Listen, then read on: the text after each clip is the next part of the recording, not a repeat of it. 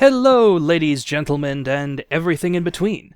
I am the Silky Sky Kitten, and I'm here with something a little different than what you might expect. You see, I recently got something very special. I'm going to demonstrate by opening this case. It is my very first handgun, a CZ-75 BD police model, as you can see. And of course, for the purpose of YouTube's, I'm going to safety check it. There is nothing inside there, at least not at the very moment. It is clear, no magazine. That is all. I will put a snap cap later in the gun, I will admit, just when I'm showing off the trigger pull and whatnot, just to protect the firing pin. But yeah, it is unloaded, and I actually have no ammunition in the house at the very moment. But yes, I ordered this almost about a month ago from Mach 1 Arsenal on Gunbroker for about $350, although once shipping and FFL dealer costs were factored in, it came out more to around $400, which is a pretty good deal for one of these things, because normally CZ-75s go for, from what I've seen, I want to say about $450 to $500 and even more on the used market. So, I think I got a heck of a nice deal. Now, I won't go too heavy in detail about the history of the weapon. If you want to find that, it's pretty easy to find the actual, the full history of this gun on places like Wikipedia and whatnot. And the autofocus is kind of getting out of there, so there we are. Okay. But yes, but I'll give a basic rundown. The CZ-75 was originally developed in 1975, or in the early 70s, thus the name CZ-75, in Czechoslovakia, now the Czech Republic. It was meant as a 9mm double-stack pistol, based pretty heavily on the Browning high-power design for export, actually. In fact, this was not used, even though this was not used by the Czechs themselves until after the Velvet Revolution in the 80s. It was developed, like I said, primarily for export, and it went through various iterations over the years. The first one, the original model, having much shorter slide rails, a much differently designed slide and whatnot. Well, not differently designed slide, but it looked a bit different on the front end. Then there was the second generation, aka the Pre-B model, which lengthened the slide rails and also made a few other little changes here and there. And then finally, the third generation model, the B model, which stands for the fact that they have a firing pin block, which came out in the early 90s and pretty much is what all modern variants of the CZ-75 are based off of. This one being the BD police model, which is a further iteration of the BD model, which replaces the manual safety that other CZs typically have with a decocking lever. And this being the BD police model, which is a further different variant of the BD. And I'll get onto that in a little while. Some interesting things about this pistol. Like I said, since it was originally made for export, the Czechs themselves did not use it until the Velvet Revolution, like I said, mainly since they were still behind the Iron Curtain at the time. So they still had to use sort of Soviet-ish, or at least Soviet-approved stuff, whereas this one used 9x19 Luger, which was more of a NATO caliber. So they didn't really get a chance to use this until later on. However, due to the way that the pistol was patented, it was put under secret patents, so that pretty much nobody really in the Czech Republic really knew of its patent, but it was patent protected anyway. However, because of the fact that they were still behind the Iron Curtain at the time, they were not able to really file for patent protection outside of Czechoslovakia. So basically anybody else who wanted to clone this thing could. And boy did they ever. The Italians cloned it with the Tanfoglio, with the Tanfoglio TC-75, which is actually the first one of these I ever held in a gun shop. The Turks cloned it several times. Who else cloned it? Oh god, so many people cloned it. The Swiss have cloned it with the Sphinx line of pistols. Hell, even the British and the Americans have made clones of this thing, so yes, to say the least, there's a reason why this is the second most widely cloned handgun design outside of the 1911. But, yeah, enough of me blabbering about this thing's history. So let's go into actually my particular pistol. Now, one might ask, why would I want one of these? Well, basically I've always had a massive fascination with firearms and guns.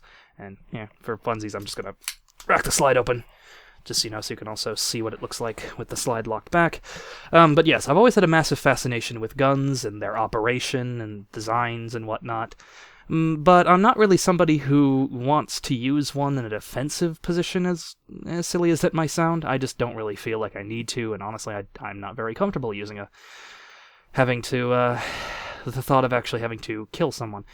But so this was purely just, as a range toy, possibly just, for fun, really.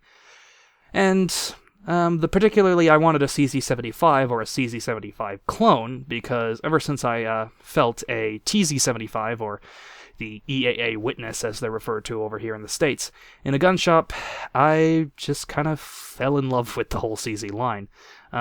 Pretty much all of them have this wonderful grip, this just wonderful feeling grip that just fits like a glove, in my hands at least. It just feels wonderful to hold, and it has this nice weight to it. It feels very sturdy. It feels very nice and pointable. It just feels very natural in the hand, and or for me at least. So that's why I wanted one. And originally I was actually going to go for a Turkish Janik 55, I believe that's how it's pronounced, S120 clone. But like I said, I found this on Gunbroker for about $350, and I jumped on it. I figured, why get the clone when I can get an actual CZ for the same exact price? Now, it's not in perfect condition, of course, as you can probably see. It's got a bit of scuffs, marks here and there. It was a police surplus gun. I'm not sure if it was just a trade-in or what it was, but I was just mentioning it was a police surplus gun. So it's definitely seen some use, at least on the exterior.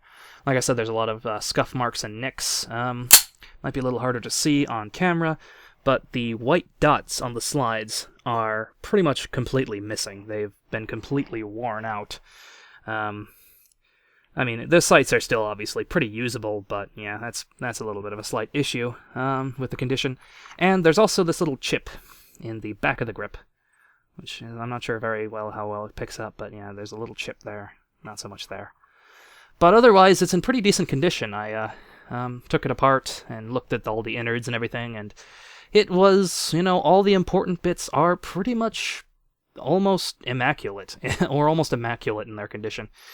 It's, like I said, it's seen some use, but it definitely is not terrible at all. It is, the exterior is probably the only bad part, only potentially iffy part about the whole thing. Otherwise, the whole thing is in relatively pretty fantastic condition. Anyways, like I said, it was a couple of months ago weeks that I bought this, and I have fired it since. Pretty much literally the week after, literally almost the day after I got it, I bought 250 rounds, 200 rounds of just cheapo Winchester white box 115 grain, and then 50 rounds of Federal American Eagle 124 grain. Went out to Bill's Gun Shop and Range over in Hudson, Wisconsin, squeezed them all off, and I also bought an extra magazine.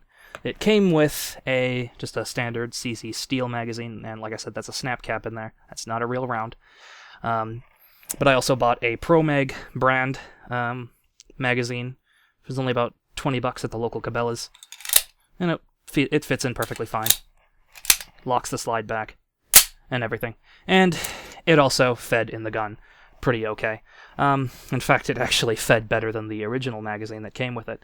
For some reason, the mag that comes with it, maybe it's just because the spring has been so, worn down over time, but it had an issue with just locking the slide back. It fed rounds into the gun perfectly fine, but it just wouldn't slide. Most of the time, it just wouldn't lock the slide back after it was over.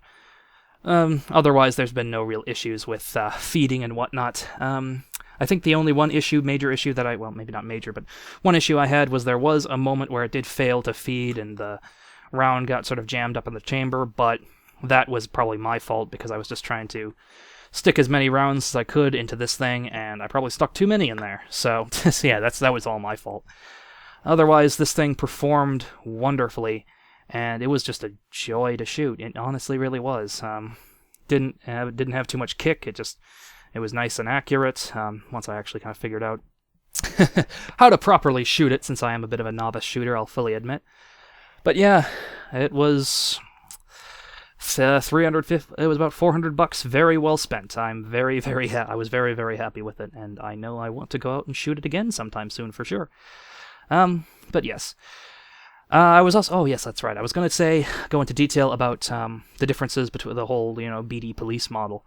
The major things about the BD police is that it's mainly meant for law enforcement and military use, as the name suggests, and it does have a few little extra differences between it and the standard BD. For example, some of them are a little minor. Like, for example, there's a lanyard loop at the bottom of the pistol grip. Not all that exciting.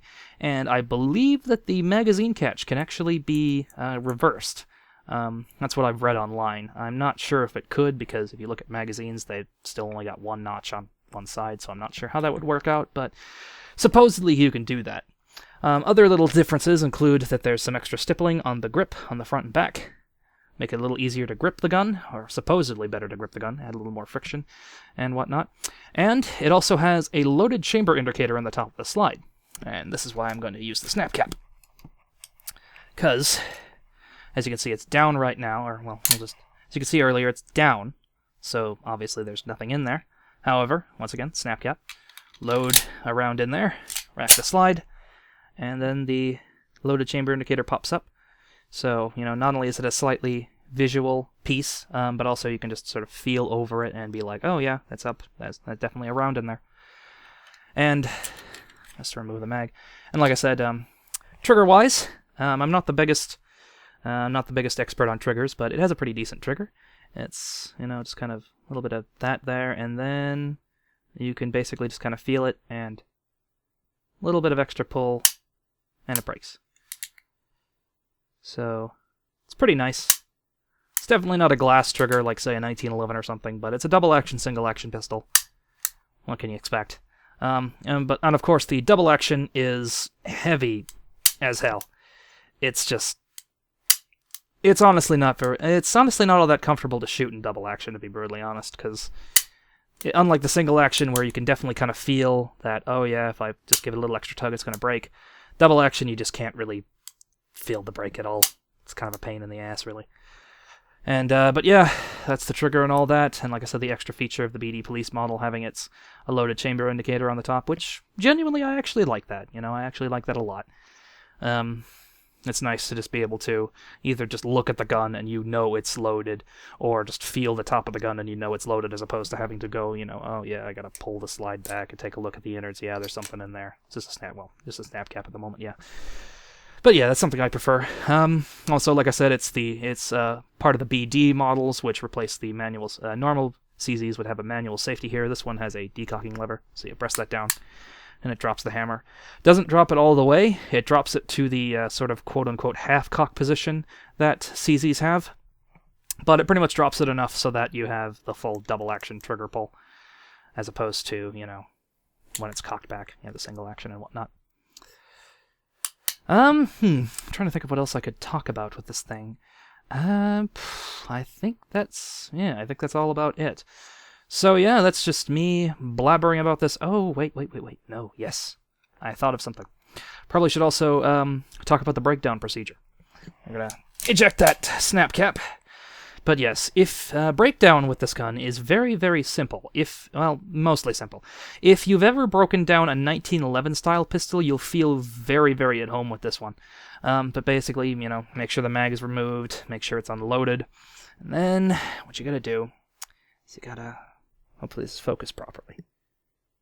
There's I don't know if you can see it very well, but there's two little notches on the back of the gun. We'll try to get the focus better again. It's not really working very well, is it? Please excuse the technical difficulties. My phone camera, there we go. There's two little, you can't really see it still. No, wait, there we go. Two little notches on the back of the gun. You want to line those two up as best as you can. Then you push the pin for the slide catch out. Although it's a little hard to do with just your thumb, I like to take a magazine. Here's the base plate. And then pulls that out. And the whole assembly just slides right off. And this way you can also see sort of the interesting thing about the CZ-75 design is how that the slide rails are in the internal of the the inside of the frame. Most pistols have the slide rails on the outside of the frame so that the frame rides inside the slide. This one's different. The slide rides inside the frame. It's kind of unique like that. Only I think the only other pistols that I can think that do that is the most famous one is the SIG P210. And I want to say, I can't remember, there's another one, I think it's the Pardini GT9? I think that's what it's called. It's a very, very, very, very obscure pistol. But anyways, enough about that. And then further breaking it down, you just pop, that's the, guide rod and spring. Just pop that back. That comes out. Push the barrel forward. That slides out. Simple as that. And then the whole process is the same thing, but in reverse. Pop that back in there. And then slide goes back on. Line up the two notches. Stick that in there. Check for function. Make sure it works. Seems to work fine. Locks back fine. And yeah, that's about it. So yeah, like I said, that's fine. That I bet that sums it up. Probably shouldn't drop it like that. But anyways, that's all for now, folks. Thank you for watching, and I hope to see you all soon.